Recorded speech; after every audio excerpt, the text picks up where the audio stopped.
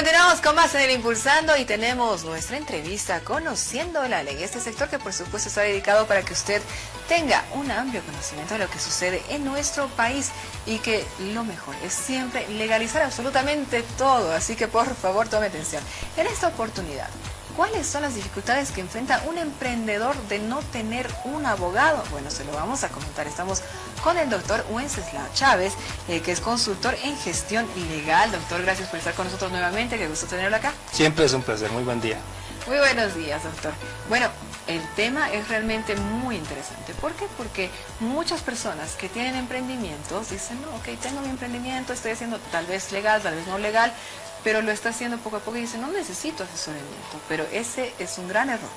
Correcto, es un grave error porque en la medida en la que uno va desarrollando su actividad comercial van surgiendo cosas, Claro. Y cada cosa que va aconteciendo genera de alguna manera, cuando es un error, una pérdida económica para ese emprendedor.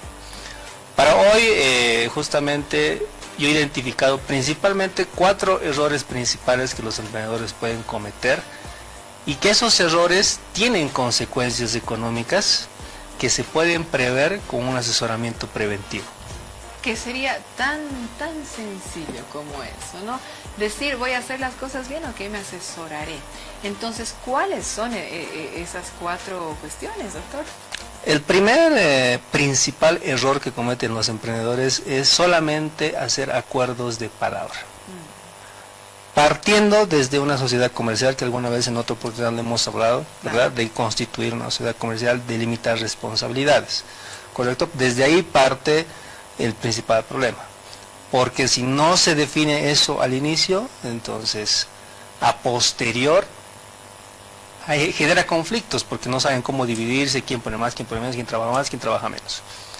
Después, un error común en los acuerdos de palabra son los contratos comerciales que realizan los emprendimientos cuando están realizando sus actividades comerciales. Y vamos a poner un ejemplo sencillo. Es una empresa que realiza eventos, ¿verdad? Y contrata los servicios de otra empresa de catering. Ya, está subcontratando. Correcto, es solamente está un servicio en particular, porque digamos que es un ciclo de conferencias, se dedican a dar conferencias, pero están subcontratando catering para el momento del receso, ¿verdad? Y vamos a suponer que la persona a quien ha contratado es un conocido y por eso hacen un acuerdo de palabra. Y no hay un contrato, no hay tiempos, han hecho un adelanto, pero tampoco hay un comprobante, tal vez una transferencia simplemente, un comprobante de QR y nada más. Llegado el día de, ¿qué es lo que pasa? La empresa de catering no aparece. ¿Quién sale perjudicado en el evento? Porque muchas veces en los eventos se paga un monto por cubrir inclusive esa alimentación en ese espacio de recreación, ¿verdad? Y si falla eso, ¿quién queda mal es la empresa? Y quien pierde y la imagen y la experiencia que tiene que dar en ese evento, pues se daña, ¿verdad? Y obviamente activan recursos legales a posterior, van a empezar a lamentar, pero era que firmemos un contrato, ¿por qué no lo hemos hecho? ¿Verdad? Entonces ahí genera un conflicto. Y lo mismo pasa con proveedores en restaurantes, por ejemplo. Si tienen insumos muy particulares que ciertos restaurantes necesitan, y si ese proveedor falla y no hay un contrato formal con el proveedor, ¿cómo uno puede reclamar a posterior el incumplimiento de ese proveedor? Claro, esos son algunos de los ejemplos. ¿Cuáles son otros casos cotidianos que vemos, doctor, que pierden mucho por falta de asesoramiento legal? Ese es el primer caso, ¿verdad? En el caso de los acuerdos de palabra. En el segundo caso, el tema de la formalización, que también hemos hablado, pero en un caso particular. Cuando una empresa no se formaliza, muchas veces Impuestos Nacionales hace inspecciones, ¿verdad? Y cuando hace inspecciones entran a un establecimiento comercial y compran algo y solicitan factura. Y la persona de ahí le dice 2 cosas, este precio de este producto es con factura y sin factura, ¿cuál quiere? O en su defecto, no, aquí no damos factura. Listo, en ese momento le dicen, no, yo soy personal de Impuestos Nacionales, usted tiene que emitir factura porque está en este rubro, debería estar inscrito aquí, multa. O en su defecto, lo clausura. Claro, puede darse también el caso. ¿Verdad? Cuando previamente, antes de eso, podía haberse hecho asesorar preventivamente antes de pagar esas multas, que a veces son reiterativas porque los establecimientos comerciales por falta de asesoría pues no cumplen con esas normas. Y ahí es donde surge el problema. Y esto es simplemente ir con un abogado de confianza, y eso también, ojo, abogado de confianza, que usted sepa que lo va a asesorar bien. ¿Qué otros casos tenemos? Nos decían 4. Sí, y eso del abogado también es muy importante, aunque no parezca, pero lo vamos a ver al final. En el tercer caso, son registros de marca y propiedad intelectual. Otro ejemplo, es un negocio que tiene un nombre, ¿verdad? Vamos a poner un taller mecánico, digamos un restaurante, el Patito Feo 2, digamos que se llama el restaurante, ¿verdad? ¿Qué es lo que pasa? Este restaurante, primero, no se ha hecho asesorar, no ha revisado si ese nombre está disponible, porque una cosa es la razón social de la empresa y otra cosa es la marca registrada. Puede ser que mi razón social sea con una empresa unipersonal, digamos, yo me llamo José Chávez, mi empresa es la empresa. Razón social, pero registro mi marca registrada, el Patito Feo 2, digamos, que es mi restaurante. Entonces, esa marca registrada puede ser propiedad de la empresa y puede tener muchas marcas.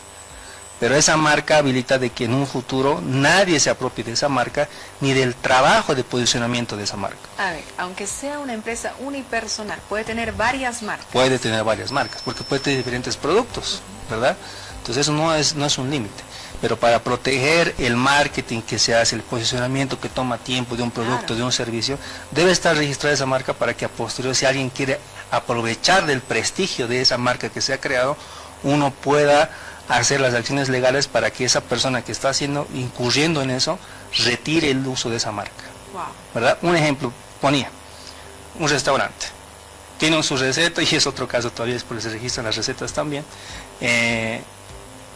Otro restaurante, el mismo nombre, a 3 cuadras cerca del lugar. ¿Qué puede pasar? ¿Verdad? Y se está aprovechando, van a pensar que es una sucursal del lugar. Entonces el dueño, si no tiene registrado la marca, no va a tener manera de cómo reclamar. Además, vamos a suponer que el de 3 cuadras adelante ha tenido la prohibición de registrar la marca. Entonces, ¿quién se queda sin el prestigio? La empresa. La empresa que ha creado todo eso, ¿verdad? Entonces, que la posiciona, correcto. Que se toma todo el trabajo. Y además puede pedirle que retire todos sus avisos comerciales, panfletos, letreros, papelería, publicidad en redes sociales, a veces hasta en medios de comunicación donde se invierte dinero para publicidad, claro. Y todo eso podría haberse prevenido con un asesoramiento preventivo para revisar primero si esa marca está registrada, y si no está registrada, registrarla.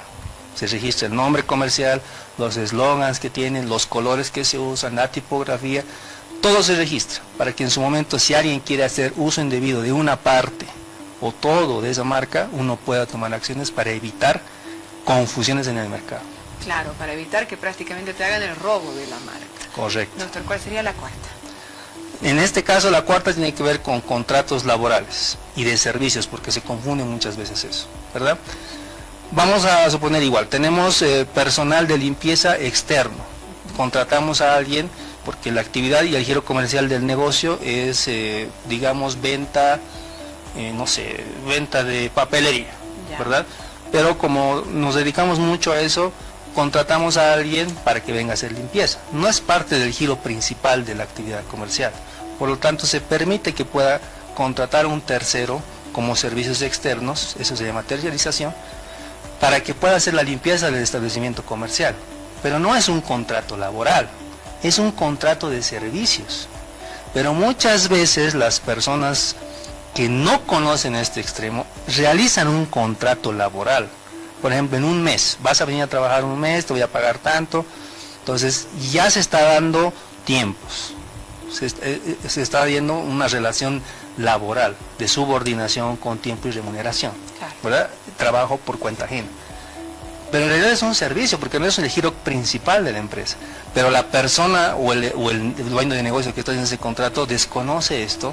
A veces hay quienes hacen sus propios contratos por evitar pagar un abogado, y se está obligando con una persona que tal vez va a trabajar un año y va a creer que es una empleada, y a posterior puede denunciar. Pero va a decir, no, yo te he contratado para hacer servicios, pero aquí está el contrato. O en el peor de los casos todavía, ni siquiera hay contrato. Entonces se presume una relación laboral, cuando en realidad solamente venía tales horas a hacer limpieza, y ni siquiera era parte del giro comercial. Y si no hay un documento que demuestre eso o especifique todo eso, quien tiene todo de perder es el emprendedor, el dueño del negocio, que podía haberse hecho asesorar de forma preventiva para distinguir cuándo hacer un contrato de servicios y cuándo hacer un contrato laboral. Claro, y en estos contratos que los hacen de manera interna, entonces no servirían para nada desde el punto de vista legal si es que, bueno, la persona los demanda. Si el contrato no tiene específicamente una aclaración de que es un trabajo por servicios, inclusive pidiendo a la persona que habilite un NIT por un servicio que está realizando, se va a presumir que es una relación laboral, mucho más todavía si en los contratos se ponen remuneraciones mensuales, que suelen hacer eso algunas empresas o emprendimientos para tener cierta formalidad que quieren dar, ¿verdad? Pero no es lo correcto, porque la naturaleza del trabajo por cuenta ajena de una relación laboral es ese pago quincenal y mensual. En cambio, en un servicio es: yo te doy el servicio y tú me pagas, ¿verdad? Es como un plomero. El plomero no es un empleado de la casa de que va a arreglar, simplemente va a hacer un trabajo y uno le paga por ese trabajo.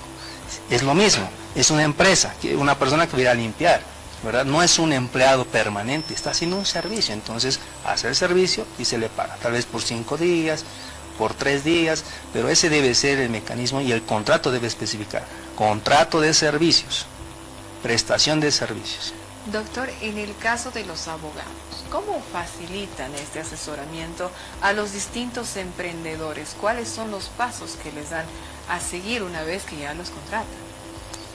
Por ejemplo, vamos a hablar de mi caso personal. En la firma, cuando hay un emprendimiento que llega a requerir asesoramiento, muchas veces en la experiencia he visto que algunos emprendedores todavía no le ven la utilidad al tema legal, ¿verdad? Pese a que se les imite las recomendaciones porque pagan por la asesoría, y dicen: no puede ser así.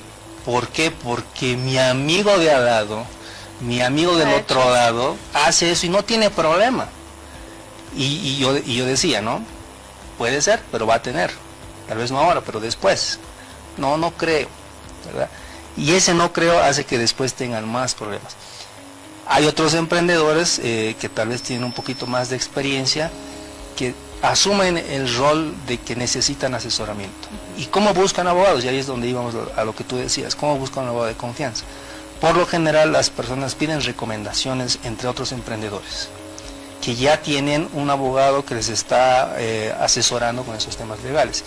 Por ejemplo: ¿qué tal, hermano? ¿Cómo estás? Mira, tengo un problema, o quiero asesorarme antes de meter la pata. ¿Vos con quién te asesoras? He visto que trabajas con alguien. Ah, sí, él es tal. ¿Y cómo es esto? Ah, dame su número, ¿verdad? O a veces buscan en redes sociales, hoy en día que todos buscan redes sociales, y se puede ver mucho por la forma en la que la persona se expresa en redes sociales, el tipo de información que da, cómo contesta los comentarios en sus propias publicaciones, el tecnicismo que usa, cómo lo hace. Entonces uno puede ir distinguiendo de esa forma si el abogado puede o no asesorarle en ese campo donde requiere asesoría, en este caso temas corporativos, empresariales y laborales.